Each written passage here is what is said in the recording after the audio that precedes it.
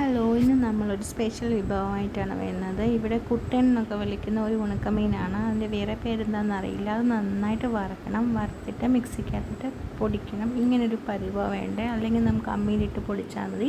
പിന്നെ അതിൻ്റെ ഒപ്പം തന്നെ മുളക് പൊടി ചേർത്താണ് അത് വറുത്ത്. അതിൻ്റെ ഒപ്പം തന്നെ ചുമന്നുള്ളി, കാന്താരി മുളക് അല്ലെങ്കിൽ വറ്റൽ മുളക് അത് നന്നായി ചതയ്ക്കുക. മിക്സിയിൽ ഇട്ട് കഴിഞ്ഞാൽ അരഞ്ഞു പോകും. ചതയ്ക്കാൻ മാത്രമേ പാടുള്ളൂ. ഇടിക്കല്ലിലോ അമ്മിക്കല്ലിലോ വെച്ചിട്ട് ഇടിച്ചെടുക്കുക. ഇടിച്ചെടുത്തതിന് ശേഷം നമ്മുടെ പൊടിച്ച് വെച്ചേക്കുന്ന വറുത്ത ഉണക്കമീനിനകത്തോട്ട് ഇത് ചേർക്കുക. എന്നിട്ട് നന്നായിട്ട് കൈ കൊണ്ടോ സ്പൂൺ കൊണ്ടോ മിക്സ് ചെയ്യുക. നമ്മളിവിടെ ഇപ്പോൾ സ്പൂൺ കൊണ്ട് മിക്സ് ചെയ്യാനുള്ള കാര്യം കൈ എരിയും കാന്താരി മുളകായതുകൊണ്ട് നല്ല പേടിച്ചിട്ടാണ്.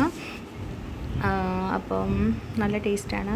നമ്മൾ ചൂട് ചോറിൻ്റെ കൂടെ കഴിക്കാൻ നല്ലതാണ്, കഞ്ഞിയുടെ കൂടെ കഴിക്കാൻ നല്ലതാണ്, പഴം കഞ്ഞി കഴിക്കുന്നവർക്കാണെങ്കിൽ അത് നല്ലതാണ്. ഒരു സിമ്പിളായിട്ടുള്ള ഒരു റെസിപ്പിയാണ്. ട്രൈ ചെയ്ത് നോക്കൂ. അതിന് ഇഷ്ടപ്പെടുന്നെങ്കിൽ കമൻറ്റ് ചെയ്യൂ.